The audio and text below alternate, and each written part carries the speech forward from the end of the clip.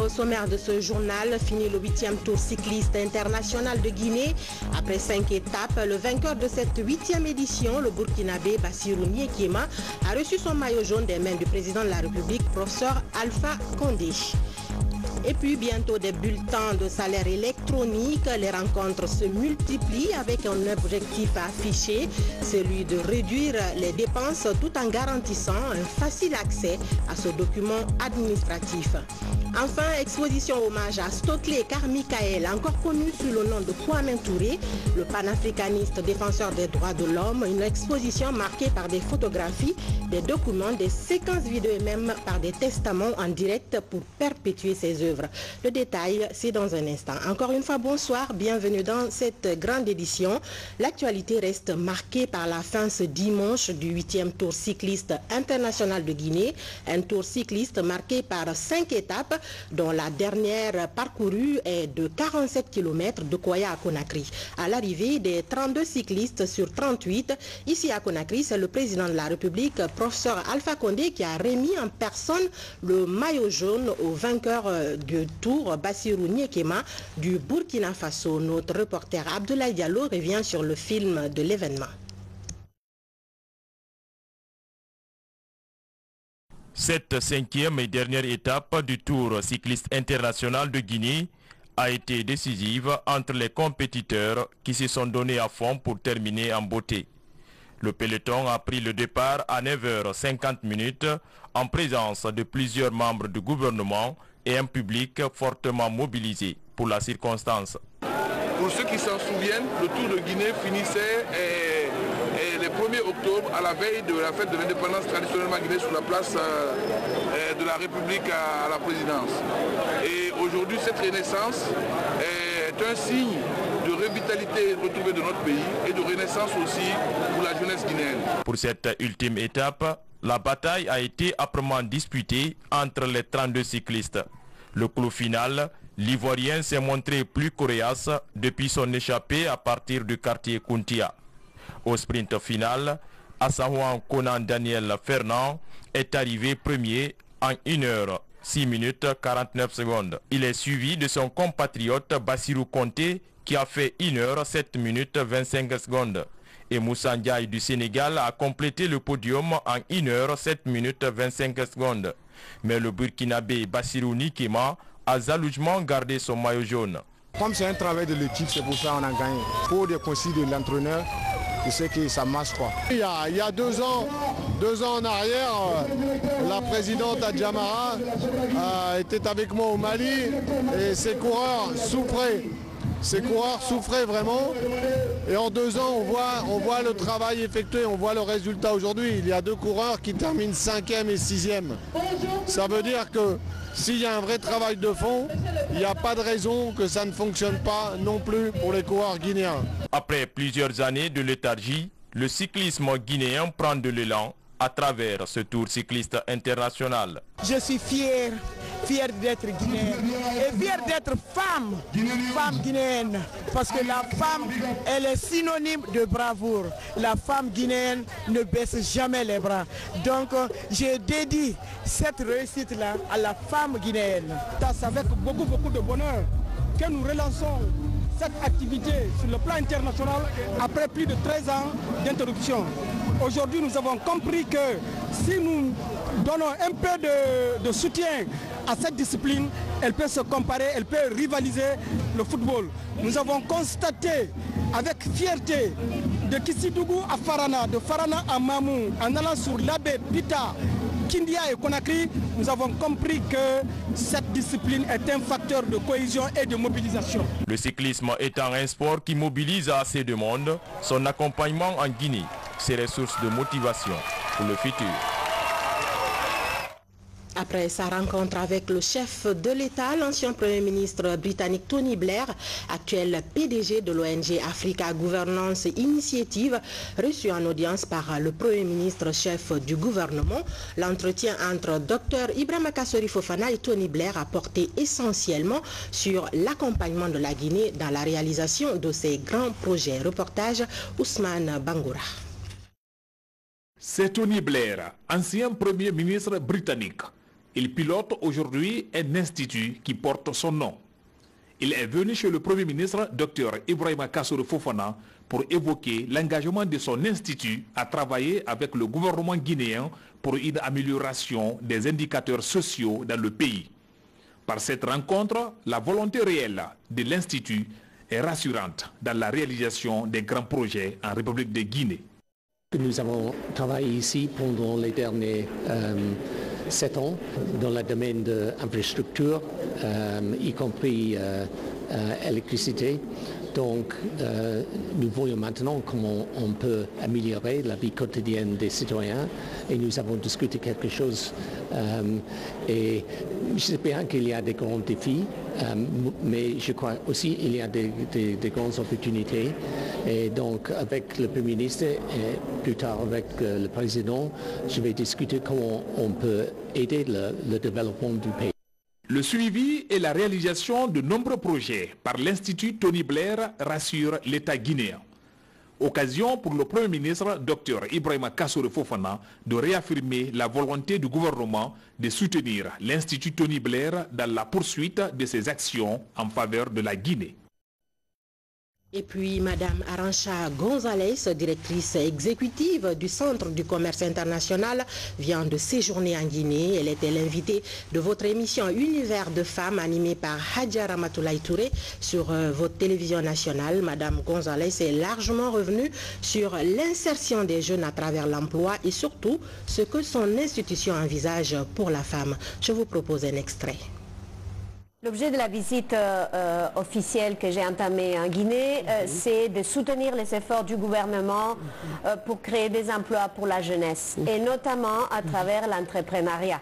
L'entrepreneuriat des jeunes hommes et des jeunes femmes, parce que c'est l'urgence la plus importante dans ces pays. Une partie très importante de cette jeunesse guinéenne aujourd'hui est au chômage.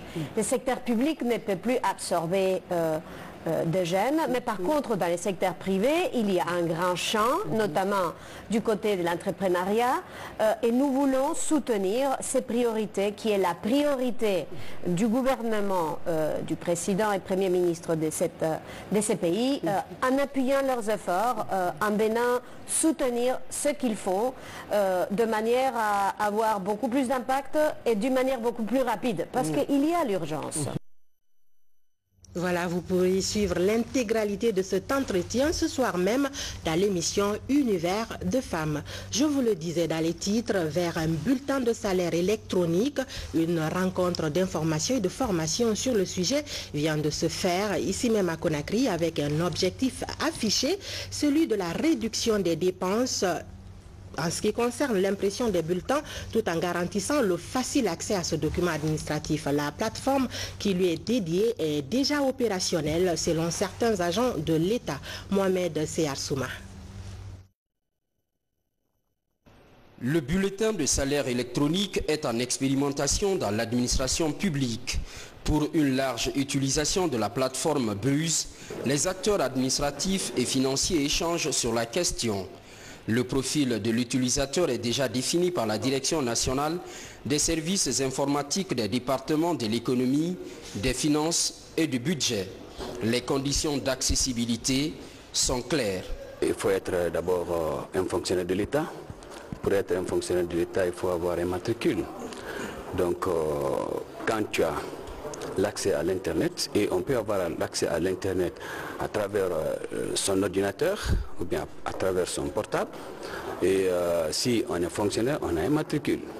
Donc à partir de ces outils, on aura accès à la plateforme et ça va commencer à fonctionner. La plateforme BUZ a pour objectif l'élimination de la version papier des bulletins de salaire des agents de l'État. un des éléments inscrits dans la réforme de l'administration publique. Selon les concepteurs, plusieurs avantages sont liés à cette action. Non seulement ça permettra à l'État d'économiser, et c'est ça même l'objectif du président de la République. Ensuite, ça va faciliter aux fonctionnaires réellement d'intervenir dans certains tels que ceux qui vont à l'ambassade. Pour une vérification rapide, ça va leur faciliter cette tâche également. En plus des opportunités qu'offre cette nouvelle plateforme, des inquiétudes sont soulevées par les parties prenantes. Elles portent essentiellement sur la maîtrise de l'outil informatique. Il y a eu beaucoup de préoccupations, notamment la non-formation de certains par rapport à l'informatique. Mais pour moi, c'est une opportunité qu'il faut saisir. Une opportunité qui va également nous aider à moderniser l'administration publique guinéenne. C'est une opportunité qu'il faut saisir et tous les problèmes connexes se résoudront au fur et à mesure. Le BUS, bulletin de salaire informatique, vise à satisfaire l'une des exigences du protocole d'accord de février 2017 entre le gouvernement et le syndicat, celle de la publication des bulletins de paye avant le paiement du salaire. Volet santé de ce journal, le Lions Club Conakry Réveil fait un don de médicaments au centre de diabétologie du CHU Donka, un geste humanitaire qui vient en appui aux personnes vivant avec le diabète. Younoussa Tawel Kamara, reportage. Le diabète constitue de nos jours un problème de santé publique en Guinée. Ici au CHU de Donka par exemple, nombreux patients souffrent de cette maladie. Pour les assister dans leur prise en charge, le Lions Club Conakry Réveil offre ce lot de médicaments au service de diabétologie. Il est composé essentiellement de produits pharmaceutiques et autres matériels sanitaires qui entrent dans le traitement de cette pathologie. Aujourd'hui, on a pensé au service qui gère les malades, les diabétiques, c'est-à-dire le service de diabétologie du CHU de Donka. Donc c'est pour ça qu'on est là aujourd'hui, pour venir en aide à ces malades, les réconforter, leur donner des médicaments et leur donner de l'eau. Notre souci, c'est d'abord d'améliorer les conditions de vie de nos malades hospitalisés. Et ensuite, au niveau de l'association guinéenne, c'est de les aider à mieux suivre leur traitement. Les responsables du service bénéficiaire se réjouissent du geste. Ils promettent une meilleure répartition de ces produits en faveur des ayants droit. Au nom de l'hôpital national de Donka, au nom de la directrice générale de l'hôpital national de Donka, on remercie.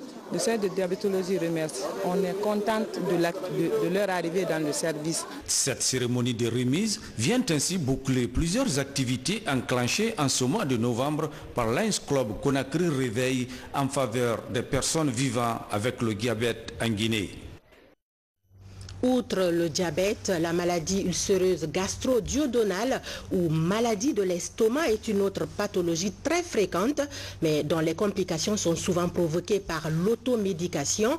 Et pourtant, sa prise en charge chirurgicale est bien possible à condition qu'elle soit déclarée à temps. De plus en plus enseignée dans les universités guinéennes, les étudiants ayant choisi ce domaine sont évalués de façon rigoureuse. Abdul Karim Kamara.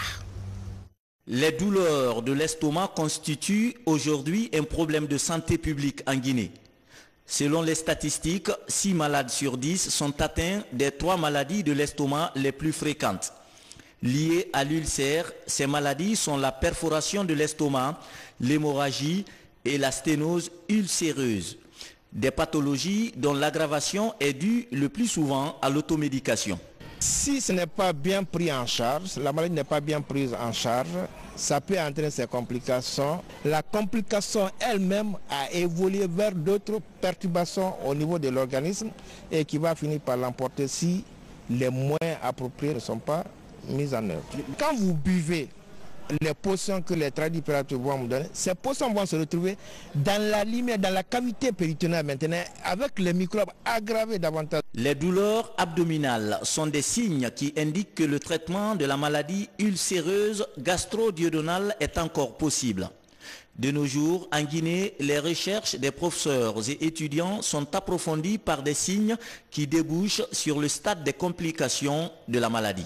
Ça les intéresse parce que ça fait partie des matières enseignées. Ils se rendent compte lors des enseignements que certains d'entre eux-mêmes en ont souffert. Il y a des parents qui en souffrent, ça réveille leur intérêt, mais également, puisqu'ils doivent faire face à ces questions-là une fois sur le terrain, ça leur intéresse et ensuite ils sont évalués sur ces questions. Dans cette université de la banlieue de Conakry, ce jeune en fin de cycle a pour thème de mémoire la prise en charge chirurgicale de la même pathologie à l'hôpital Ignace Dine. Ce qui m'a beaucoup impressionné, le taux de la maladie ulcéreuse gastro-duodénale était de 4% dans mon étude. Sur 3387 dossiers, nous avons trouvé 119 cas de maladie ulcéreuse gastro-duodénale, soit une fréquence de 4% dans le service de chirurgie générale de l'hôpital national Ignace Dine. On peut lutter contre ces facteurs de risque pour diminuer le taux de cette maladie dans la population guinéenne. Après avoir statué sur la soutenance, le jury donne la mention honorable à Ousmane Baté. L'étudiant vient ensuite prêter le serment d'Hippocrate avant d'être élevé au grade de docteur diplômé d'État en médecine. Dans l'actualité également, de nouvelles variétés de semences améliorées de riz mises au point par l'Institut de recherche agronomique de Guinée, IRAG. Plusieurs périmètres de ces semences aromatiques ont été aménagés dans les stations de recherche de Kilissi, c'est à Kindia. Fodé Camara et Lancé Kamisoko reviennent du site. Suivez leur compte-rendu. Depuis plus de 35 ans, ce vaste périmètre de champs rizicoles est un laboratoire d'expérimentation des différentes sélections de semences de la station de recherche agronomique Kim Il-sung de Kilissi. À Kindia, à la périphérie de la commune rurale de Molota, dans ces parcelles, il y a plusieurs variétés de riz aromatiques, telles que le riz Fossa, Kissifundeni et Wonkifon. Des variétés qui se sont avérées prometteuses après expérimentation d'une quinzaine de sélections. Le rendement n'est pas le seul domaine de recommandation pour une variété. Une variété peut être productive et ne pas plaire aux paysans. Donc on veut associer non seulement la productivité, la rusticité et la qualité de grains. Et la sélection doit s'adapter à l'évolution de la demande. Vous savez, l'environnement socio-économique change, l'environnement biophysique également change. Donc la sélection doit s'adapter à ces changements. Moi, je rentre par exemple du Japon où nous avons réussi à identifier ensemble en équipe avec les chercheurs japonais de GIRCAS 2 gènes que nous allons utiliser pour créer de nouvelles variétés. L'un des gènes, c'est pour la tolérance à la pelliculariose, pour le riz pluvial. Les chercheurs de l'Institut de recherche agronomique de Guinée travaillent d'arrache-pied depuis 4 ans pour avoir ces semences hautement productives. La prouesse de nos amis depuis 2014, c'est de prendre des variétés qui ont été créées ici, des CK, et des variétés locales qui ont des arômes, pour avoir de nouvelles variétés hautement productives, adaptées à nos conditions, mais donnant aussi un arôme agréable et au champ et au moment de l'alimentation. Après certification, ces générations de riz seront données au service de vulgarisation pour une distribution de grande envergure. Ces nouvelles variétés de riz aromatiques vont améliorer la qualité de l'alimentation des populations guinéennes. Si c'est une gamme de variétés que j'ai devant moi, donc ma corbeille est largement bien fournie pour que je parte faire des propositions à mes producteurs pour dire voilà ce que la recherche guinéenne a trouvé pour vous, qu'est-ce que vous en pensez? Ils n'ont qu'à opérer eux-mêmes leur choix, évidemment, avec l'accompagnement des techniciens de Amproca, comme toujours. Avec l'appui du gouvernement guinéen et ses partenaires nord-coréens, l'Irak s'est lancé dans la bataille pour l'autosuffisance alimentaire. Un pari qu'il compte gagner avec la mise à disposition de plusieurs variétés de riz capables de s'adapter aux réalités des sols des différentes écologies. Agriculture toujours avec le désenclavement des zones agricoles en Haute-Guinée et en Guinée forestière. Une initiative présidentielle dont l'évaluation vient d'être faite au niveau de Kankan par une mission du ministère de l'Agriculture. Reportage à Boubacar Junior Camara. Le désenclavement des zones de production agricole est une initiative du président de la République dans les régions de la Haute-Guinée et de la Guinée forestière. Ici, à Kankan, 431 km de pistes rurales et des ouvrages de franchissement sont offerts aux paysans de la savane. Pour mener à bien cet ambitieux projet, le ministère de l'Agriculture, à travers sa direction nationale du génie rural, veille sur la qualité des travaux et le respect des délais contractuels. Ici, sur le terrain, plusieurs entreprises guinéennes sont à pied d'œuvre pour respecter ces délais. Entre Souila et Gmenkoroko, par exemple, les travaux évoluent. Et pour la qualité, l'entreprise rassure. Au niveau des ouvrages, on a terminé, on est à 100%. Débroussage et dessoussage, on est à 100%. Ça c'est fini, bien qu'il y a les herbes qui ont poussé, on va faire un nettoyage. Maintenant, le rechargement sur les 36, on est aux alentours de 11%. Ce projet de désenclavement des zones de production agricole en Haute-Guinée touche les préfectures de Kankan, Kouroussa et Farana. Pour les autorités locales et les bénéficiaires, cette initiative du chef de l'État soulage à grande échelle les producteurs. C'est tout un tas de calvaires que ces populations rencontrent ici. Sinon, c'est une zone agricole par excellence, mais si les paysans produisent, l'écoulement est difficile. Là, ça va leur décourager. Mais c'est ce que le président de la République est en train de désamorcer pour trouver une solution idoine à cette affaire-là. Si certaines entreprises traînent les pas pour terminer ces travaux, d'autres par contre ont déjà achevé ces ouvrages avec des avances de démarrage. Toute chose qui réconforte le maître d'ouvrage. Cet ouvrage désenclave près de 5 ou 6 villages derrière. Mais c'était le plus grand ouvrage. Donc les véhicules ne pouvaient pas atteindre là-bas. On a décidé de faire cet ouvrage pour au moins permettre les véhicules d'atteindre, comme on appelle, ces zones. Bien que ces zones ne sont pas programmées dans le programme présidentiel. Mais l'handicap était à ce niveau. Et ça a été attribué à une femme. Vraiment, on la rend hommage du travail qui a été fait. On la félicite. Dans la région de la Haute-Guinée, l'initiative présidentielle sur le désenclavement des zones agricoles avance à grands pas. Une manière pour le chef de l'État de concrétiser sa vision de développement basée sur l'agriculture. Par ailleurs, la communauté internationale célèbre la journée de l'industrialisation de l'Afrique. Cette année, la commémoration a surtout été focalisée sur l'accès des pays africains au marché de plus en plus compétitif et le développement du capital humain et infrastructurel. Une occasion pour la représentante permanente de la Guinée à l'ONU de dire les progrès en cours dans notre pays. Depuis New York, Fatoumata Samoura pour plus d'explications. La communauté internationale célèbre la journée de l'industrialisation de l'Afrique. Une journée pour inciter les pays à s'engager davantage dans le processus industriel et mobiliser l'appui international en faveur du développement industriel du continent. Placé sous le thème « Promouvoir les chaînes de valeur régionales en Afrique », un moyen d'accélérer la transformation structurelle, l'industrialisation et la production pharmaceutique de l'Afrique.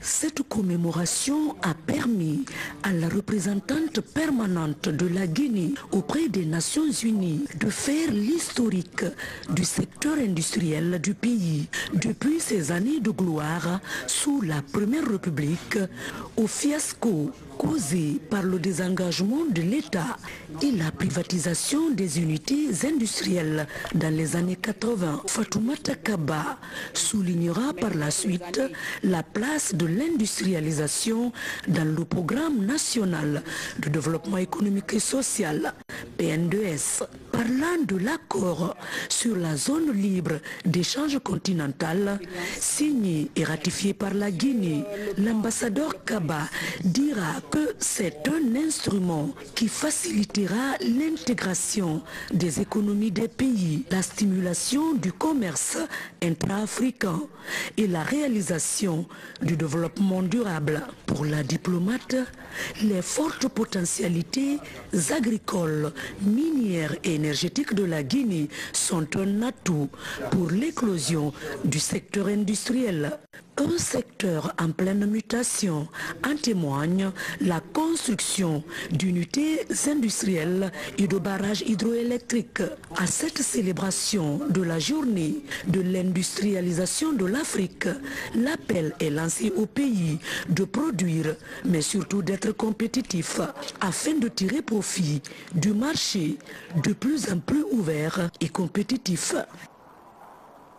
Ouvrons à présent cette page d'histoire consacrée ce soir au défenseur américain des droits de l'homme et partisan du panafricanisme, Stokely Carmichael, né en 1941 et décédé en 1998. Son émerveillement pour deux présidents africains, à savoir Kwame Nkrumah du Ghana et Ahmed Sékou Touré de Guinée, lui avait fait prendre respectivement le prénom et le nom de ces deux chefs d'État pour finalement être appelé Kwame Touré. Une exposition dénommée sur les traces du Black Panther vient de l'être dédiée ici même à Conakry afin de perpétuer ses œuvres. Ça, Martin Fancinadou.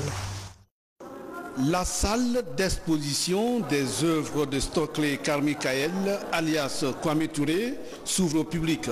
Ce sont des photos, vidéos, recueils et chefs-d'œuvre d'art qui retracent la vie de ce noir américain. Les visiteurs trouvent en l'homme l'image d'un panafricaniste, révolutionnaire et socialiste qui a œuvré pour une Afrique juste et épanouie. Adopté en Guinée en 1969, l'homme est conseiller du président Ahmed Sékou Touré, avec qui il rêvait d'une Guinée forte, prospère et unie. Aminata Touré, fille du président de la Première République, aujourd'hui maire de Kaloum, et sa famille biologique gardent encore de lui de bons souvenirs. Kwame nous a beaucoup inspirés et nous l'écoutions vraiment.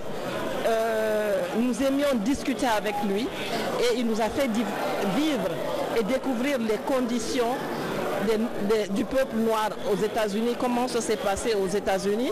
Et si aujourd'hui, si après quelques années, nous avons eu un président noir aux États-Unis, c'est grâce au combat des hommes comme Malcolm X, comme Stokely Carmichael, Kwame Touré, Jesse Jackson, Martin Luther King et tant d'autres. Il y a 20 ans qu'on l'a perdu et donc il fallait que la famille fasse quelque chose, surtout ici en Guinée.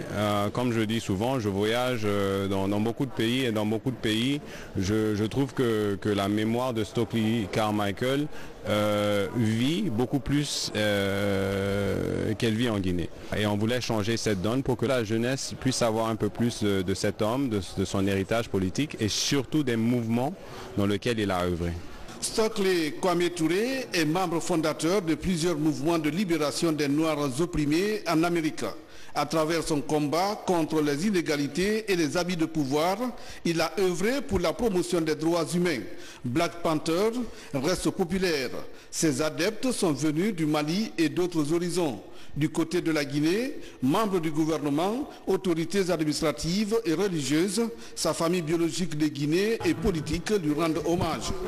Des hommes comme Stokely Carmichael valent la peine d'être connus, d'être enseignés, d'être réhabilités et de faire de leur œuvre nos leçons de tous les jours. Et ce sont ces leçons qui vont nous faire grandir en Afrique. C'était une source d'inspiration pour nous les jeunes qui avions tendance plutôt à penser que l'extérieur c'était le paradis. Et quand il est venu en Guinée, il nous a expliqué combien de fois c'était important d'abord de se sentir africain, de se sentir guinéen, d'être patriote avant de penser ailleurs. Mais que le fondement, c'est le pays natal, le socle, c'est l'Afrique. Ici, les invités sont sur les traces de Stokely Kwame Touré. Des panels sont animés pour leur permettre de mesurer l'héritage politique et le caractère du fondateur du Black Panther. Tout un enseignement pour les jeunes et les acteurs sociaux et politiques. Et puis un livre intitulé « Étudiants guinéens en URSS, souvenirs et témoignages » vient d'être publié par l'Harmattan. L'auteur Alama Kandé est ancien boursier de la Russie. La dédicace de son œuvre a réuni plusieurs cadres formés en Russie des premières heures de l'indépendance à nos jours. Reportage Maurice Sidibé. Étudiants guinéens en URSS, souvenirs et témoignages, c'est le nom de ce nouveau roman écrit par Alama Kandé. Cet ouvrage, Déjà dans les rayons des bibliothèques, décrit l'ambiance et la chaleur qui caractérisaient les conditions d'études des boursiers guinéens dans les universités de l'Union des républiques socialistes soviétiques d'alors. J'ai voulu restituer une mémoire, c'est faire revivre à l'occasion des 60 ans de relations diplomatiques entre l'Union soviétique d'alors et la République de Guinée, et qui continue avec la Fédération de Russie et notre pays, pour dire que ce grand pays, ce pays ami est venu au secours de notre pays depuis les premières années de l'indépendance pour former des cadres de notre pays dans tous les domaines. La dédicace de cette œuvre littéraire a réuni les anciens étudiants formés en Russie depuis les premières heures de l'indépendance de la Guinée. Je me suis vu du coup déjà à 20 ans, 19 ans, parce que nous sommes partis dans ce pays-là à l'âge de 19 ans. Donc vous voyez ce que ça veut dire. Donc c'est un travail intéressant qu'il a fait pour la postérité. Ce livre, qui sont le témoin que les relations entre la Fédération de Russie et la République de Guinée, les liens entre Moscou et Conakry sont les pays amis, les pays de coopération et notre pays ami en Afrique. Ce roman d'une centaine de pages est le deuxième ouvrage écrit par Alama Kandi, diplômé en master à l'Université de construction des machines de Kirovograd de l'ex-URSS. Son tout premier livre publié est l'enseignement technique et la formation professionnelle, le parent pauvre. On termine par cet appel à la paix fait ce dimanche à Conakry. Les fidèles chrétiens des églises et missions évangéliques de Conakry et des villes environnantes se sont retrouvés au Palais du Peuple pour prier et louer le Seigneur pour ses bienfaits, tout en appelant les Guinéens à œuvrer pour la paix et l'unité nationale. Reportage Sa Amaratono. Ils sont des milliers de fidèles chrétiens venus de toutes les églises et missions évangéliques de Conakry et des villes environnantes. Tôt ce matin, ils ont rallié la salle des congrès du Palais du Peuple. Ces croyants prient, louent et adorent le Seigneur pour toutes ses bénédictions dans leur vie au cours de cette année. La culture de la paix et de l'amour du prochain, le pardon sont entre autres valeurs encouragées par les différents prédicateurs. Les hommes de Dieu exhortent l'ensemble des Guinéens à promouvoir ces vertus pour une Guinée paisible. Aimons-nous les uns les autres. Aimons notre pays. L'amour est patient. Soyons patients les uns avec les autres. Il ne cherche point son intérêt. Privilégions aussi les intérêts des autres. Il ne s'irrite point. Ne nous enflammons pas dans la colère les uns contre les autres. Il ne soupçonne point le mal. Soyons optimistes pour notre pays. Aux côtés de ces croyants, les représentants des institutions nationales et internationales, autorités administratives et leaders d'autres communautés religieuses. Tous saluent l'unité du corps du Christ à travers ces cultes en commun. Tous les évangéliques, tous ceux-là qui sont des chrétiens évangéliques dans cette nation de Guinée ont choisi ce 25 novembre 2018 pour pouvoir rendre gloire à notre Dieu, mais aussi pour prier pour la nation guinéenne afin qu'elle demeure le havre de paix.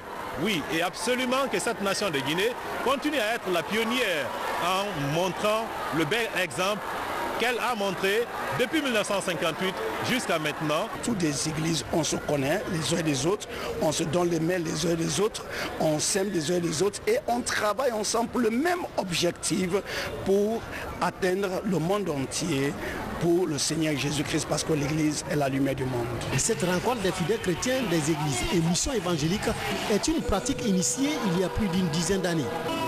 Elle a lieu tous les mois de décembre de chaque année. Elle offre l'occasion aux fidèles croyants de renforcer les relations d'amitié et de fraternité selon les recommandations du Christ. Vous suivrez la déclaration de l'Alliance des églises et missions évangéliques de Guinée par rapport aux troubles sociaux dans notre pays, juste après ce journal qui s'achève. Merci à vous de l'avoir suivi. Très bon début de semaine à tous. À demain à la même heure et sur la même chaîne, la RTG Coloma. Bonsoir.